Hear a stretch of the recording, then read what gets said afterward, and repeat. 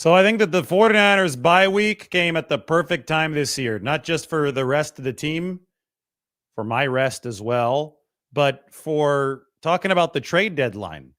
We're not distracted right now by another game coming up. Nothing for the 49ers in that regard this weekend. Obviously, they play at Tampa Bay on November 10th. There's a good chance that Christian McCaffrey will be back for that football game. Dre Greenlaw, maybe not too long after that. 49ers will pick up pieces that are already on their roster but have been unable to contribute this season due to injury moving forward. But they can also bring in players from elsewhere before the trade deadline, which falls on November 5th. And I think that a defensive lineman is the most likely pickup for the 49ers, and I can explain why. Up on the San Francisco Standard today, Tim Kawakami has a nice article which operates under the same premise that I just stated. The 49ers love midseason trades. Here's a possible target list, and he's pictured 3 defensive linemen, including one who's already been with the 49ers. On the right, that is Sebastian Joseph Day. I'm in the studio in Nashville right now, by the way. Sebastian Joseph Day wearing the Titans uniform. So that fits. But that's Trey Hendrickson from the Bengals on the left. That's Azeez Ojulari from the New York Giants in the middle. The team most likely to be selling is the Tennessee Titans, but the New York Giants are not an impressive football team either. Mike texts me saying Arden Key needs to be on the trade list. Yes, Arden Key is on the trade list.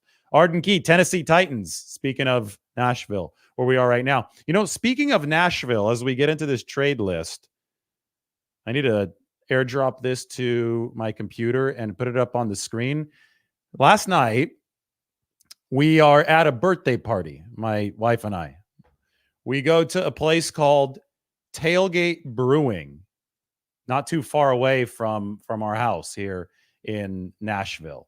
And at Tailgate Brewing, there's like a little barn in the back. And I walk into the barn because I'm like, okay, what's up with this? It looks like an extra bar or something. And I walk in, and this is what I find. A 49ers flag, a projector TV, another 49ers flag. This is the San Francisco Mid-South Niner Empire, and a third 49ers flag. So this was not planned at all, but I found the 49ers bar in Nashville, which is at this cool little brewery, Tailgate Brewing, where you could see their mural on the wall. And they've got a little side barn right behind the main brewery, which looks like this, which is the home of the 49ers bar. So if anybody's here from the Mid-South Niner Empire, that chapter of the Niner Empire, here's their flag. I'll pause on their flag because I think they've got a cool flag.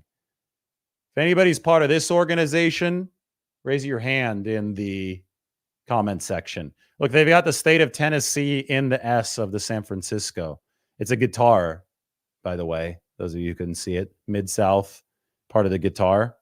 That's the 49ers fan club that meets in this place called the Barn at Tailgate Brewing. Anyway, I thought that was neat, and I thought I would share it with you guys. That was last night. Literally randomly stumbled into there. Did not expect to find 3 49ers flags. Anyway, back to trade talk. This is Tim's article. This is in the description. You go check out the San Francisco Standard. Trades in the past for the 49ers have heavily been occurring in the defensive line room. And there are a few reasons why. First, let's go through the history of what the 49ers have done trade-wise in that D-line room. 2020, they picked up Jordan Willis. That was a 7th-round pick swap, essentially, with the New York Jets. Jordan Willis ended up being a very valuable contributor for the 49ers. Remember, he blocked the punt in the playoffs against the Green Bay Packers that Talanoa Hufanga picked up and returned into the end zone. So a season later, when the 49ers said, look, we can get a valuable rotational piece for our defensive line and for our special teams for a very competitive price, they said, why not do it again? So in 2021, the 49ers traded with the Texans. It took a 6th-round pick to bring in Charles Omenihu. And he was very, very valuable with 2 years still on his contract to the 49ers. He beat Tyron Smith multiple times in that wild card playoff game against the Dallas Cowboys in 2021. Technically 2022, but it was the 2021 season. Amenahu signed with the Kansas City Chiefs, and that earned the 49ers some compensatory pick value after he left in free agency. But for the price of a 6th-round pick and then a very low-priced contract in 2021 down the stretch, and then for the full season in 2022, 49ers got quite the bargain with Charles Amenahu. That was much less expensive than what they paid a couple years later, last season in 2023 before the deadline, to acquire Chase Young. Now, that one was a 3rd-round pick for Chase Young.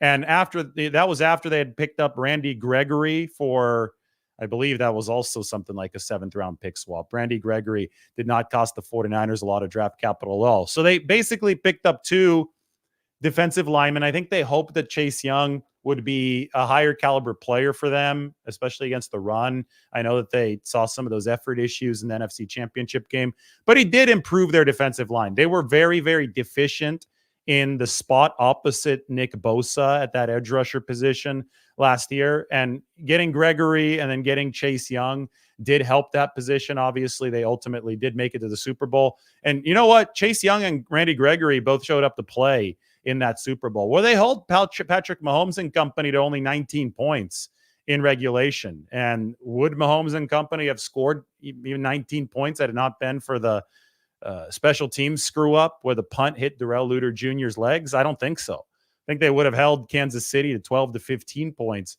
if not for special teams. So that was a great defensive performance from the 49ers for a lot of that game in the Super Bowl. And I think that part of the reason they were able to do that is the defensive line depth. 2 players in that crop of depth had been acquired by trade. So anyway, we look at where the 49ers were last year and who they acquired. Why don't we take a look at the state of their defensive line this season? I put this together. It's going to be coming out on the San Francisco Standard in a midterm evaluation article probably tomorrow. But top half of this chart are defensive ends. Bottom half of this chart are defensive tackles. You'll notice no Kalia Davis and no Robert Beal on here. Those players don't have enough snaps yet to qualify in pass rushing. Davis is right under Evan Anderson in terms of pass rushing snaps. He's in the 20s already. And Robert Beal Jr., I believe, also in the 20s, but didn't have enough to qualify here. So I could tell you that Davis doesn't have any pressures in his 20-something pass rushing snaps, and Robert Beal has 1. I believe Beal's 1 out of 20-something snaps. So neither of those 2 players has been productive in terms of pass rushing. But if you look at the players who we do have qualified for this table, it is an impressive performance from the 49ers. PRP percentile is pass rushing productivity percentile score. So that's how, whatever number you have, you are better than that percentage of qualifying defensive linemen in terms of pass rushing productivity. First off, Nick Bosa leads the entire league in pressures. But when it comes to pass rushing productivity, he leads 83% of edge rushers because he's had more opportunities. He's had 273 pass rushing snaps. The darker the percentile number, the better the performance. So Bosa, 83rd percentile performer. Sam Okawanu, 83rd percentile performer against qualifying candidates. And we're measuring defensive ends against defensive ends and defensive tackles against defensive tackles. Leonard Floyd has been a little bit better than Chase Young was in terms of pass rushing productivity. Chase Young was about 50th percentile. Leonard Floyd is 53rd. So he's above average, but Floyd has actually been better against the run than Chase Young. And the 49ers' worst performer out of the usual defensive linemen or defensive ends here has been Yetur Gross-Matos, but he's also been hurt on and off with a knee injury. So only 50 pass rushing snaps. Small sample. I wouldn't hold it against him. He's at the 22nd percentile. What might surprise people is how good the scores are at defensive tackle. Obviously, Javon Hargrave is currently unavailable, but there's a chance that he's back at some point this season for the 49ers. 89th percentile. Kevin Givens has stepped it up. He's turned from under 50th percentile to above 85th percentile this year. He's been really good over his 108 pass rushing snaps. Have to tip your cap. And I think Malik Collins has been solid as well. 70th percentile. How about the very bottom here, Evan Anderson? I know that it's only 26 pass rushing snaps, but 4 pressures would put Evan Anderson in the 100th percentile. It's tough to get that many pressures and that few snaps. Obviously doing much better than somebody like Jordan Elliott, who's also been dealing with injuries. But Elliott's more of a run stuffer for the 49ers. He's only 2nd percentile, though, in terms of his ability to get to the quarterback. Now, pass rushing productivity is going to be measured by pressures, by quarterback hits, and also by sacks. Each of those are weighed in a different way. So this is what the 49ers defensive line looks like right now. And by showing that to you, we can talk about where they might look to pick up more players. Yes, there is a lot of darker color, which is good on the right side of this table. But I also think that the 49ers can still afford to add to the room, especially up here at defensive end with Yetur Gross-Matos currently out. They expect him back around week 11, by the way. I think it's totally plausible to believe that the 49ers could be in the hunt for more defensive end depth. Nick Bosa is one of the best in the game. Leonard Floyd has got a high motor. He's going to be a valuable piece of this football team, already has been. And Sam Okawanu has splashed onto the scene. He's been a godsend for the 49ers with the productivity that he's brought. But you essentially, especially with Yetur Gross-Matos currently hurt, you fall off a cliff after those first 3 positions. So why not talk about the potential to add to this defensive end room? And at defensive tackle, yeah, you've got a lot of dark here too, which is good in these colors in the pass rushing productivity percentile. But Javon Hargrave might be out for the whole season, might return for the playoffs. So that's already one of your highest scores eliminated. Evan Anderson doesn't have nearly as many snaps. He's an undrafted rookie. He's been playing well, but you're not going to hang your hat on Evan Anderson's performance alone. And Malik Collins has been solid, but not great. So that leaves Kevin Givens, who's been really good with the percentile number, but hasn't played as much and obviously missed last week with the groin. So I think that both of these positions, defensive end and defensive tackle, are positions that could use another body to make the 49ers better.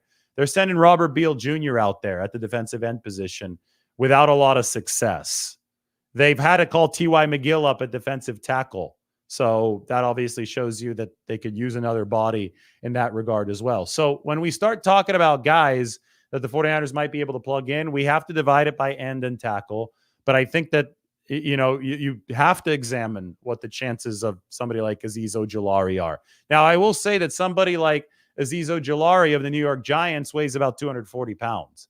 He's not an every down defensive end in terms of, okay, he can stop the run. You need to be at least 260 to be an every down defensive end. Probably more. I would say 265, 270 might be the ideal weight so you can set edges and do all that kind of stuff. So there's going to be 2 types of edge rushers that are potentially available in the trade market.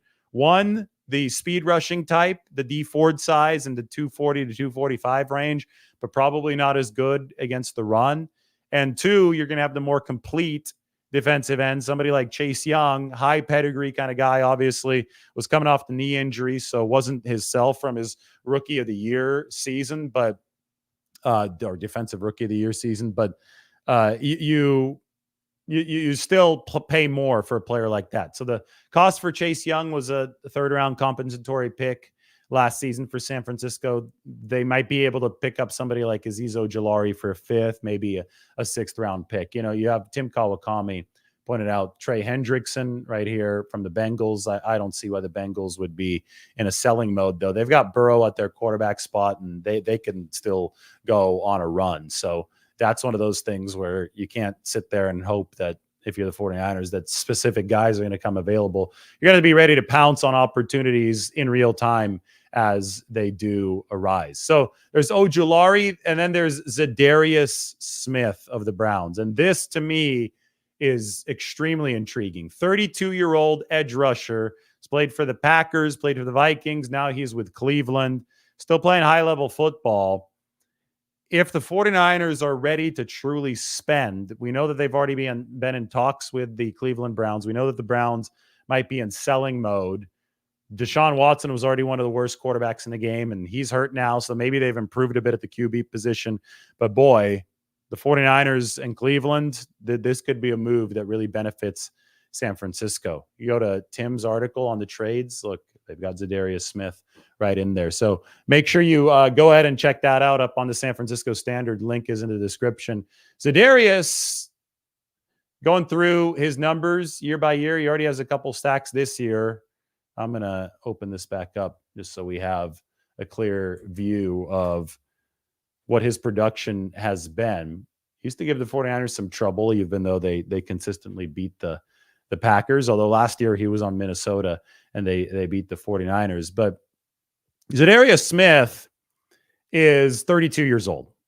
So he's not the youngest player. He's got a couple years left on his contract this year and the one after that. So you'd be inheriting a player for next year on age 33 of his deal. But again, if this is going to add juice to the other side of your pass rush opposite Nick Bosa, that's something that you're going to examine if you're the 49ers. Point blank, whenever we've seen the 49ers make a trade, it's usually been geared toward the defensive line. And becoming the overwhelming force up there the 49ers feel can be an engine toward a Super Bowl win. I mentioned Calais Campbell. Campbell. I mentioned Calais Campbell in the headline. He's with the Dolphins right now. They're 2-5. If Miami loses one more game and drops to 2-6, they might be in sell heavy mode. Campbell, again, at 38, that's not young, but he's already got 2 sacks this year.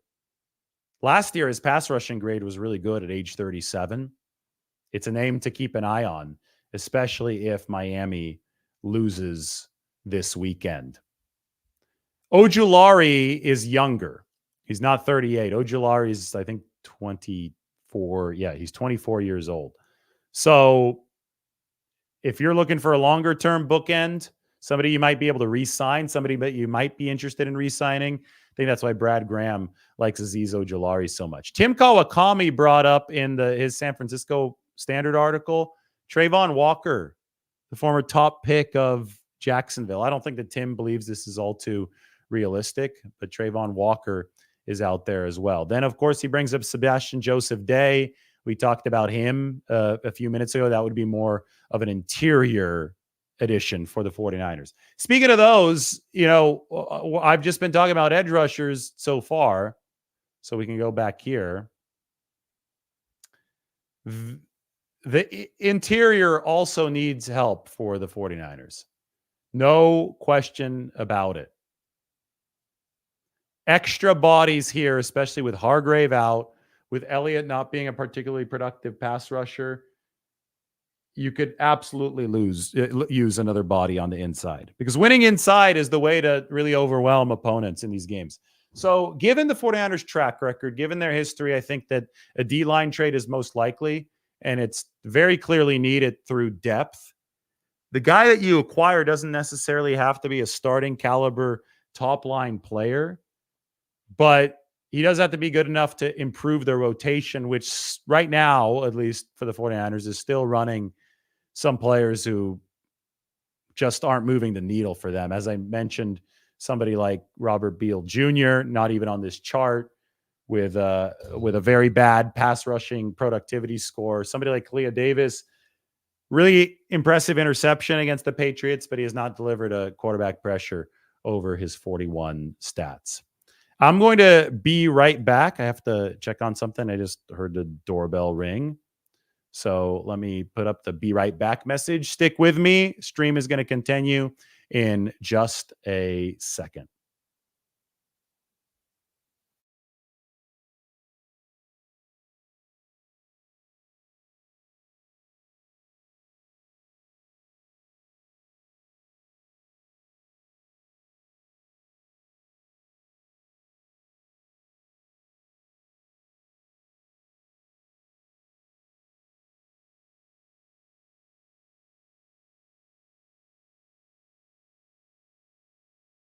All right, I am back, and we can continue 49ers Intel here at trade deadline time. Promise, I'm back. It's not just my voice. You can now see me on the screen as well. So, Calais Campbell's a name that I hadn't really heard tossed around there, but at 38 with the Dolphins at 2-5, in danger of going down to 2-6, it definitely is something that can be discussed, at least in the form of a list. Za'Darius Smith, absolutely too. I know the Browns just won, so there might be a little bit of newfound hope there with Jameis Winston having taken over for Deshaun Watson. But smart team, and I don't know if the Browns are smart team would be considering moving a veteran player to a more serious contender. Mentioned Trayvon Walker, Sebastian Joseph Day, Arden Key. It's crazy, but funny, and it makes sense to me why Tim Kawakami in his piece put this guy, Chase Young, as one of the candidates, but they traded for him last year. He did make the 49ers better. Was he as good as they wanted him to be because of the third-round pick they gave up? No, but I think that Chase Young would almost certainly cost less capital for the 49ers this season. So deadline is less than a week away. John Lynch spoke today about potential moves, and one of his main points was we are going to get stronger with the guys who are returning in a trade acquisition kind of way. Those are the boosts that the 49ers expect. And he listed McCaffrey, Hargrave, Talanoa Hufanga, a lot of players that are hurt right now that have a chance to come back this season. So the 49ers do count on getting better that way. But more often than not, they have gotten better through another avenue. But the emphasis was they have to find the correct players, the good fits that can actually make that happen. I'm ready to take some questions about guys that might potentially come in for San Francisco. So let's move this to a 49ers Q&A. And, I should also put up the roster up on the screen, because what I think this does is I think that it helps people visualize where the 49ers must improve. But 49ers Q&A is here, so please ask your questions.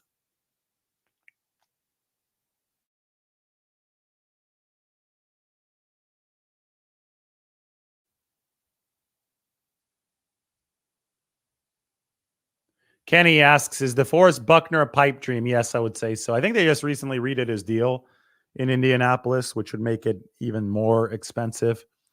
I don't know if the 49ers need an alpha top dog defensive lineman. I think they already have that guy on their team. I do think that they need guys at the margins more than anything. I think it's the most realistic way for San Francisco to change their fortunes this year. Now, the fortunes haven't been terrible.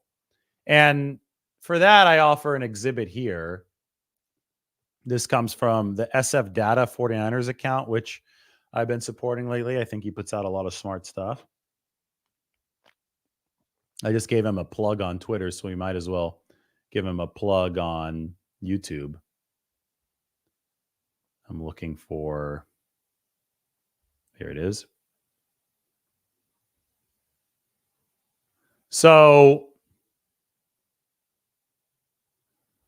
this right here, as soon as I can find a way to get it open on the screen,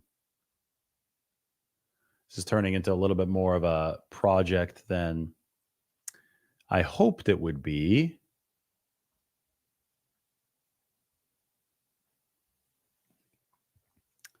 We've got, okay, it's on the spreadsheet.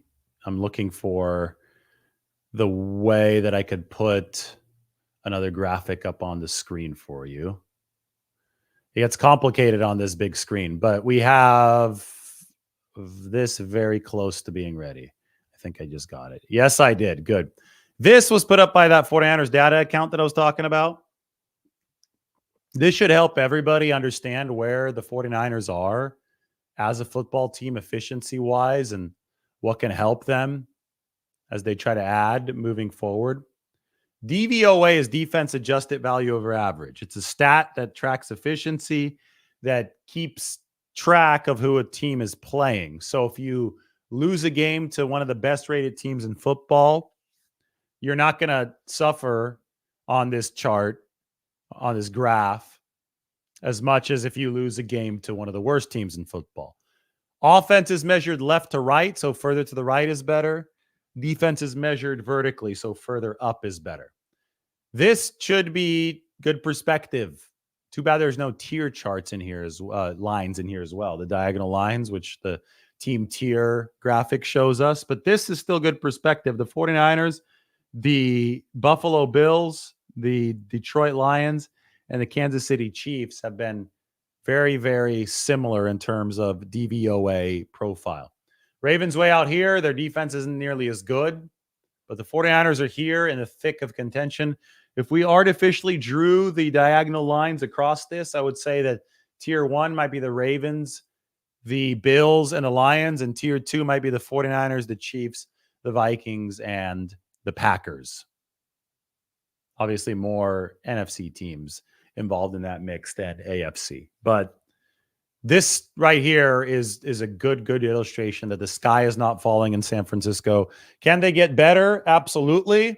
But I mean, they're still in not a bad spot with offensive DVOA moving them farther to the right and defensive DVOA moving them farther up, especially considering the fact that Detroit's looked like an outlier over the past several weeks. This is historically a good outlier. The fact that the 49ers DVOA efficiency isn't too far behind Detroit's is significant.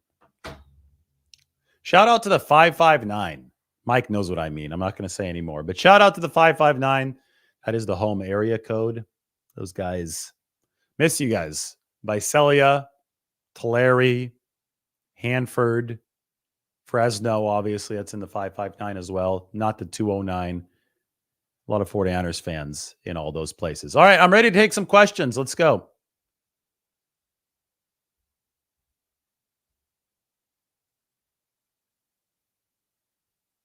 Greg asked, what are the chances the 49ers get Za'Darius Smith from 1 to 100?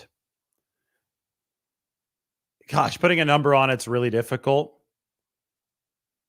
It all depends on if Cleveland's willing to trade and for what price. I'd say Za'Darius Smith is one of the legitimate candidates on the list, even though he's 32 years old. So we'll keep it at that. I'm not going to sit here and give you probabilities, but I will talk about the possibilities. And one of them is Za'Darius Smith. Another possibility along the edge, we talked about Calais Campbell. Talked about Azeez Ojulari. Za'Darius is a little bigger, a little heavier than your just standard cover linebacker type. And I think that the 49ers really want an actual edge rusher if that's what they trade for. Now, we could talk about the defensive tackle position too, because I think they need to firm up their run defense. So Devon Gotcho from the New England Patriots is absolutely a candidate for the 49ers. That's been even rumored in the media a few times. Dalvin Tomlinson is available. That would be insane if the 49ers could pick up Dalvin, help shore up that inside moving forward. But Za'Darius Smith, I would say that the chances aren't remote. They might not be good. It's hard to execute a trade, but I wouldn't say that they're remote. Smith has a high cap number for last season. Well, why don't we look at his contract to see what that's about? Za'Darius Smith over the cap.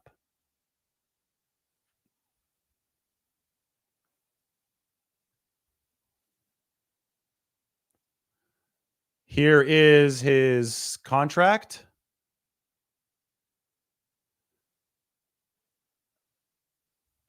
It is 2024, 1.2 million base salary, 2025, 1.5 million base salary. No, he doesn't have a high cap hit next year for a potential acquiring team. He might have a high cap hit right now for the Cleveland Browns, but that's because they paid out a big time signing bonus. That money stretched against the cap of the Browns for the next 5 years. It's not stretched into the cap of an acquiring team. If the 49ers were to pick up Za'Darius Smith now, they would owe him about half of this, $1.21 million, and nothing else. They'd owe him about $600,000, maybe a little bit more in this 2024 season. Then they'd also have rights to Za'Darius Smith next season, his age 33 year, at a base salary of $1.5 million, plus some workout and roster bonus money. In fact, the roster bonus money is greater than the base salary next year for Za'Darius Smith. Either way, the cap number is totally manageable for him. So you can't look at the signing bonus. This is why trades can be beneficial financially. You have to look at what the team still has to actually pay him. And if they've already paid him a signing bonus, that's going to be on that team's books. The salary cap only includes what you yourself have paid to players. So the 49ers could financially get around some of this stuff.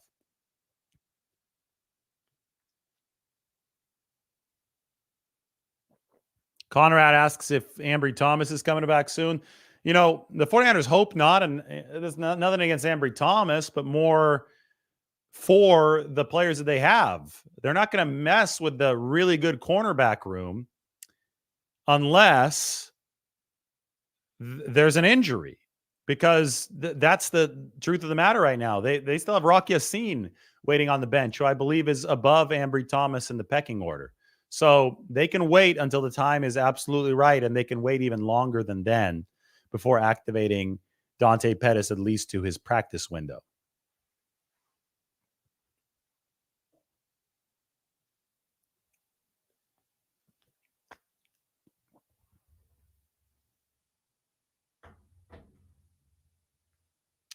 Scott asks, when is the last day to make trades? I want to put this up on the screen there. We'll get to Mike's message in a second. That one actually popped up on the screen. November 5th, Election Day, happens to be the last day to make trades. I believe 1 p.m. Pacific time is the trade deadline on November 5th.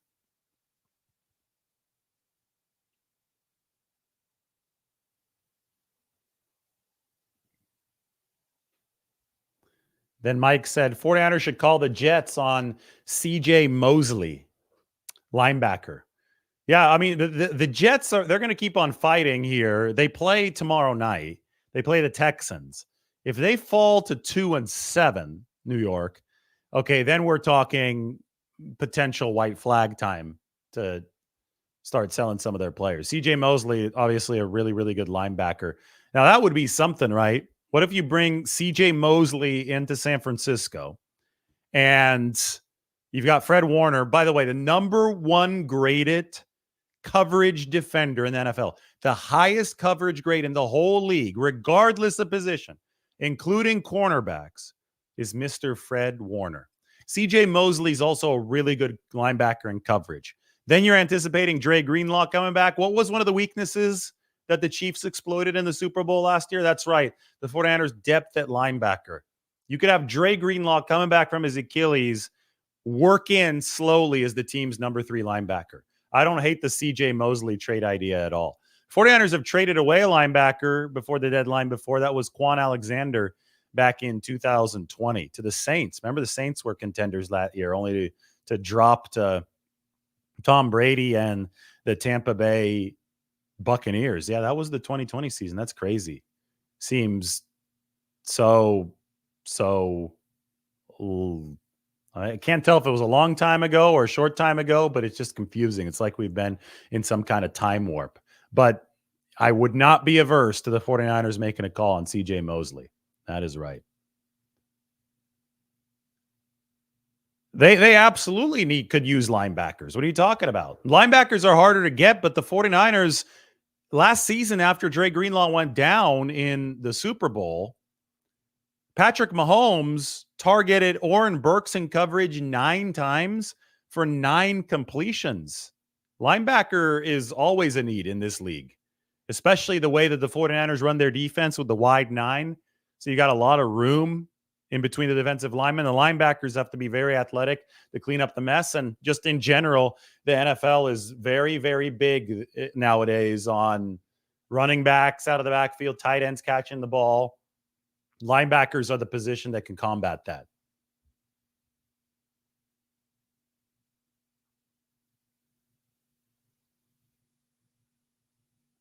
And Kenny points out that Greenlaw is no guarantee to be back fully. until next season. That's absolutely right.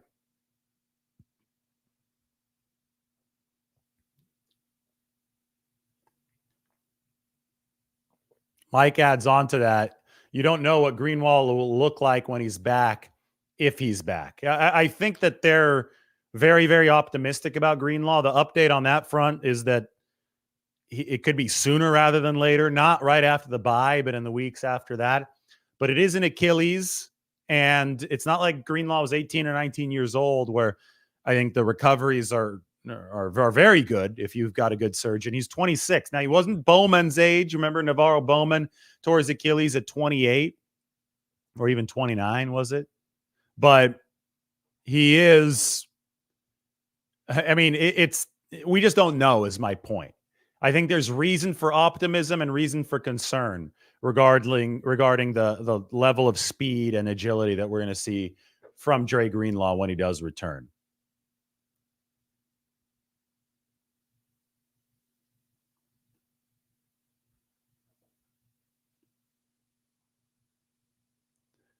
Eric says CJ, Mosley, Fred Warner, and Dre Greenlaw would be scary. Thank you to Eric there. But yeah, I 100% agree with him. I mean, if you're always looking for the best linebacking core in the league, that'll do it for the 49ers. Now, everything's going to be a matter of price, right? So I talk about Azeez Ojulari. Is that going to be a 6th round pick? Will that necessitate a 6? Then the 49ers have to decide, is that worth a 6? Because somebody like Azeez Ojulari, you probably have to take off the field on running downs, and run defense is one of your bigger weaknesses statistically right now for the 49ers. He's only 240 pounds. So then you talk about somebody like Za'Darius Smith. He's going to be on the field a little bit more experienced and accomplished pass rusher. Then the price starts rising. How much would Za'Darius cost? A 4? Probably a 4, right? Somewhere around there. Then if you're the 49ers, yeah, you got to be careful about stuff like that. Malik Mustafa was a 4th rounder. They picked some good guys in the 4th round in their years. So whoever you do trade for, if they cost the 3rd or a 4th, that's an opportunity cost. That's the chance lost at swinging for a player who could be pretty damn good. The chances aren't bad. They're not great, but they're not bad around that 3rd and the 4th round. And then, I mean, any draft pick is valuable. Brock Purdy was a 7th rounder. He was the very last pick. So even if it's a pick swap in the 7th round, there is an opportunity cost in terms of probability. You just want to be included? There you go, Raul. Thank you so much. You hopefully feel included. I appreciate that.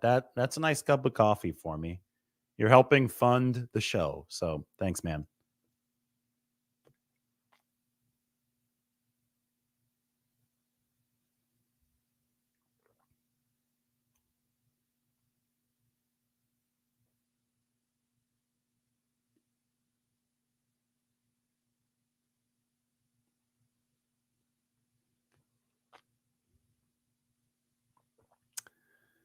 We've got a list of stuff that needs to be upgraded here from a commenter. I wouldn't say needs to be upgraded. Like if you say, oh, this needs to be upgraded, or the 49ers, won't be able to reach their goal. Listen, and SF Data 49ers had the graph here of DVOA. This is where the 49ers are, right? Offensive DVOA is X-axis, defensive DVOA is Y-axis. They're up here in a cluster of really good teams. So nothing needs to be upgraded. Could it use an upgrade? Yes. And I'm up on the San Francisco Standard. I'm going to have a full midseason performance review coming out the next couple of days. So we'll get into that.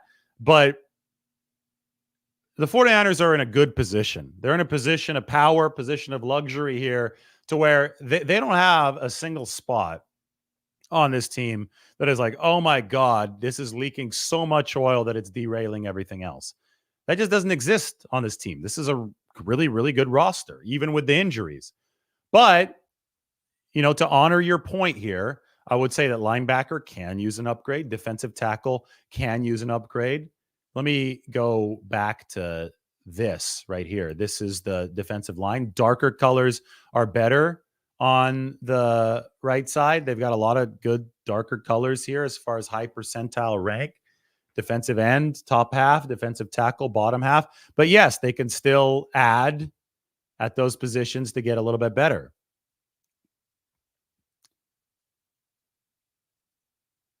Alan says, looking at the roster, it's old. Well, it's the second oldest roster by average in football, but the reason it's that high is because you've got a lot of older players who are really good. Like, are you just going to cut Trent Williams, who's 36, to make the roster younger? No, it's one of the best players in football. You're just going to cut George Kittle to make the roster younger? No, he's one of the best players in football. So on and so forth. It's when guys are old but not contributing that it's a problem. Now, they have mixed the older players with a sensational rookie class, at least so far.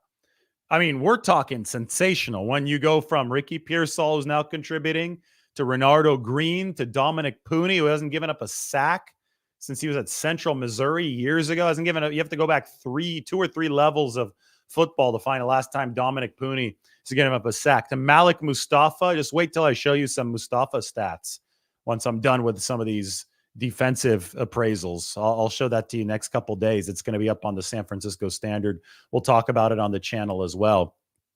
I mean, Isaac Guerendo in this past draft. I'm going down the entire draft class, and there essentially are no disappointments for the 49ers. So there are young, good players on this team that have mixed with the older, grizzled veterans, whereas the average age might be the second oldest in the league. I think the 49ers have the sweet spot attained right now. When you have that mix between the all-pro grizzled veteran and the rambunctious young talent that is getting things done, might be making some mistakes, but is infusing that roster with youthful energy. I think the 49ers have that right now. So I wouldn't be all too concerned about the average age of the 49ers roster. As long as they hit on these draft classes, and they did on the 2024 draft class, they're going to be in a good spot to sustain things.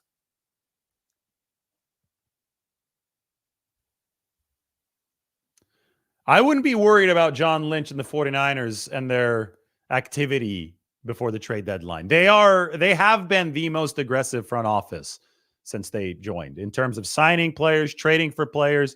We've gotten to the point where we expect the 49ers to make multiple moves every year. There could be a year where they don't see anything that offers the type of value that they need. This might be it. I personally think they're going to make a trade. Tim Kawakami, he's got the good article up on the San Francisco Standard. He thinks they're going to make a trade. Again, if you want to see Tim's work, go up here. So we'll see what they do. But even the 49ers don't know exactly what they'll do, because it's all going to depend on availability. It takes 2 to tango. We'll take another team coming in with a potential deal for the 49ers to try to negotiate a deal of their own. You can't just set up a trade and then force the other team to take it like you can in a video game.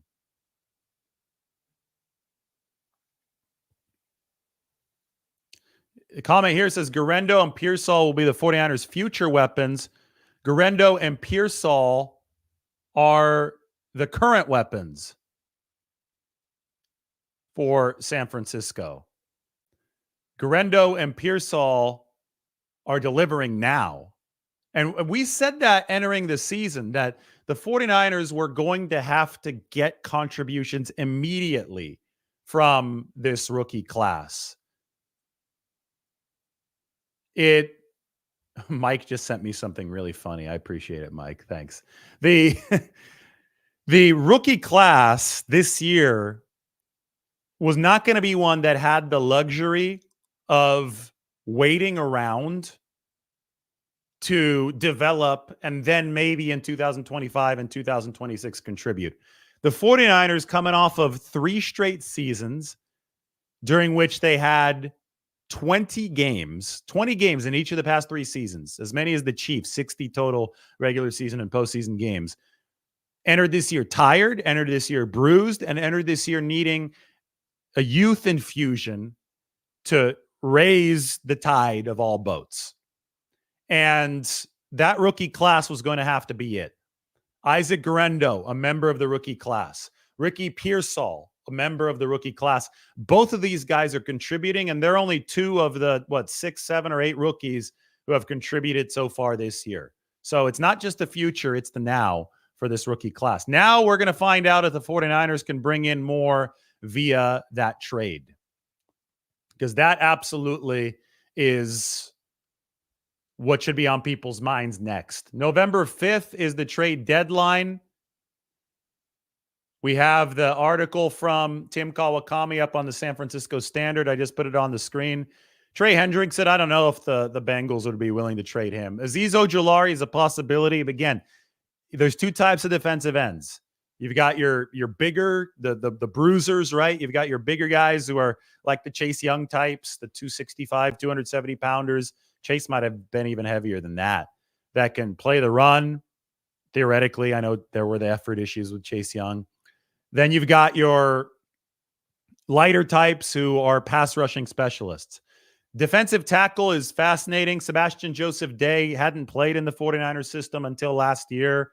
Was a contributor for them. Didn't play a whole lot of snaps, but was active throughout the playoffs.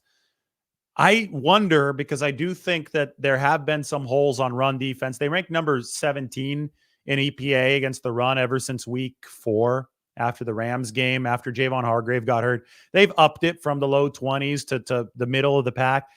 I think the 49ers should be trying as hard as they can to get that run defense up to number 10 or so. I think that would unlock a lot of possibilities for this football team. Stop the run and have some fun, right? So somebody like Davon Godchaux of the Patriots, and we know the Patriots will be selling this year. They already are selling this year. Saw Uche head over to the Kansas City Chiefs. But somebody like Godchaux, he could be a player that the 49ers are interested in on the interior, mainly for his run defense. Dalvin Tomlinson, defensive tackle, he might be available for a trade this year. So you can't rule any of these guys out. I know somebody's going to say something crazy and say Jeffrey Simmons of the Titans or DeForest Buckner of the Indianapolis Colts. Say, that's all great. These are all names that we can talk about, but I'm not sure if they're realistic. DJ Jones is a name that the 49ers, I think, would absolutely be interested in, but the Denver Broncos keep on winning football games. So that could compromise the availability on the other end when it does take two to tango. This is a big thank you. I appreciate that. That's awesome. Thanks, man. Now I can eat today. I appreciate it. Otherwise, would have been a little tough, but you're the man. And it looks like his name might be Dave as well, which is a good name.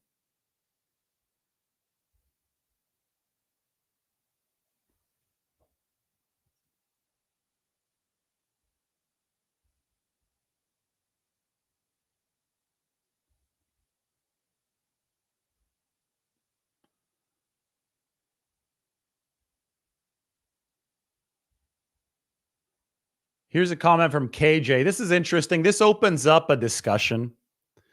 So this is funny to me. Lynch's biggest mistake was signing Jimmy G instead of drafting Mahomes. First, this is just not a fair argument to make. The draft cannot be evaluated on a pick-by-pick basis. It just can't. That's going to end up being a fool's errand every single time because the draft is a crapshoot. It's throwing stuff up against the wall and seeing what sticks. If people had any idea that Patrick Mahomes would be anything close to what Patrick Mahomes has become in the league, he wouldn't have dropped down to wherever he was picked. Where was he? Somewhere between 10 and 15, right? He would be the number 1 overall pick that year. The 49ers have drafted better than almost anybody since John Lynch and Kyle Shanahan took over the team. Maybe better than anybody. We'd have to do a full study because I know they've added some players via trade. But the bottom line is they built an extremely solid roster, even though they've inevitably missed on key picks. There have been picks in the first round they missed on. There have been picks in the second round they've missed on. But they've built the roster primarily through the draft, and they've done a really good job. So saying that, they should have drafted Mahomes instead of somebody else, you're not looking at the draft the way that you have to look at the draft when you evaluate it.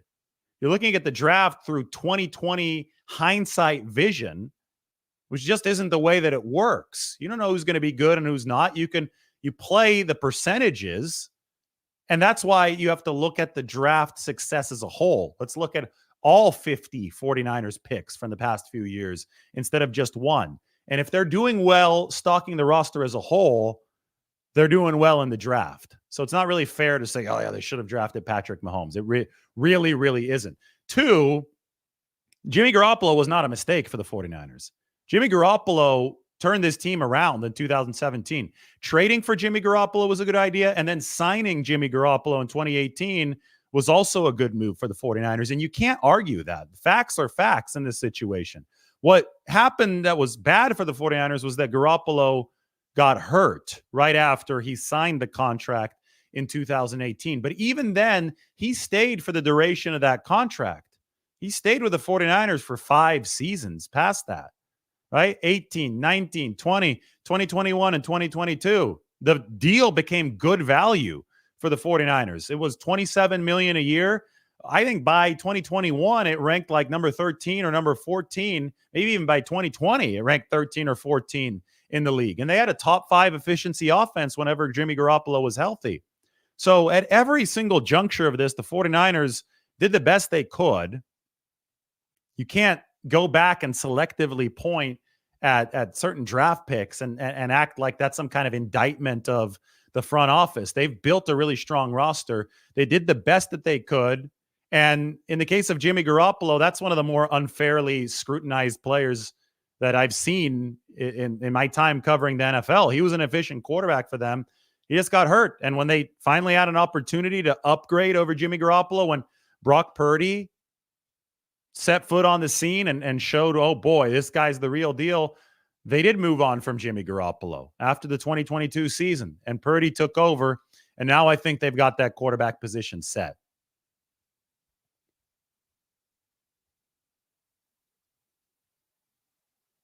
Jimmy Garoppolo wasn't the same after the injury. You're right.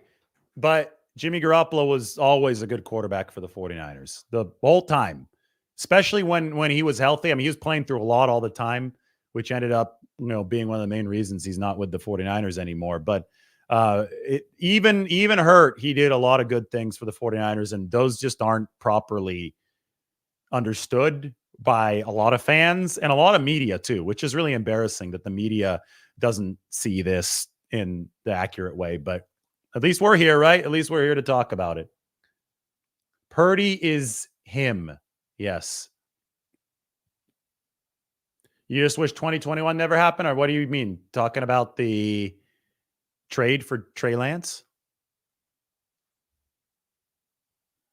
As Mike said, Jimmy walked so Purdy could run.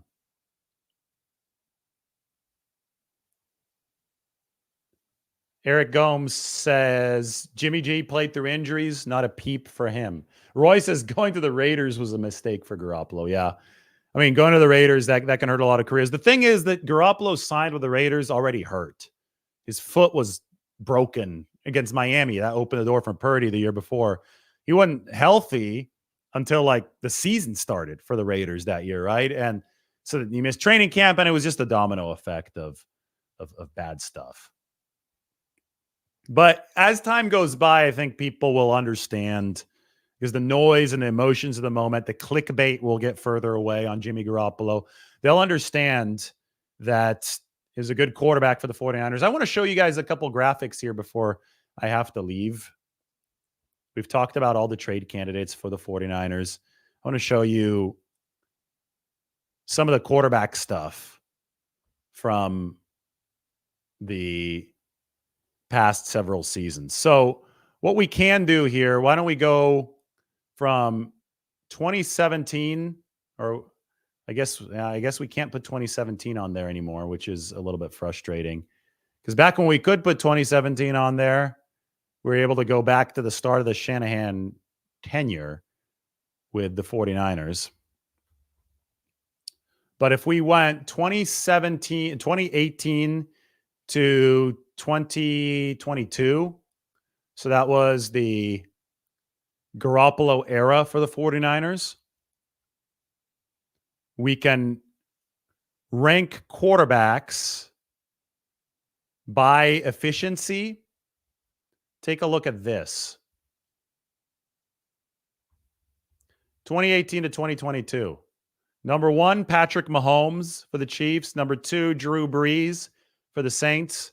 The third most efficient quarterback in football, without including his really hot streak in 2017, was Jimmy Garoppolo. Look at all the other names in the top 10. Mahomes, Brees, Garoppolo, Rivers, Rodgers, Luck, Brady, Jackson, Burrow, Deshaun Watson. And that was Watson before Deshaun Watson was traded to the Browns. I know the Browns helmet's there. It's because he was with the Browns right now, but that was Watson playing for the Houston Texans. So Garoppolo was damn good for the 49ers. Now, you look at the EPA per play, it's 0.194. Remember that number.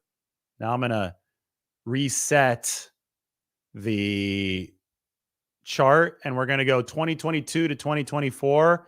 This is ever since Brock Purdy joined San Francisco. You guys ready for it?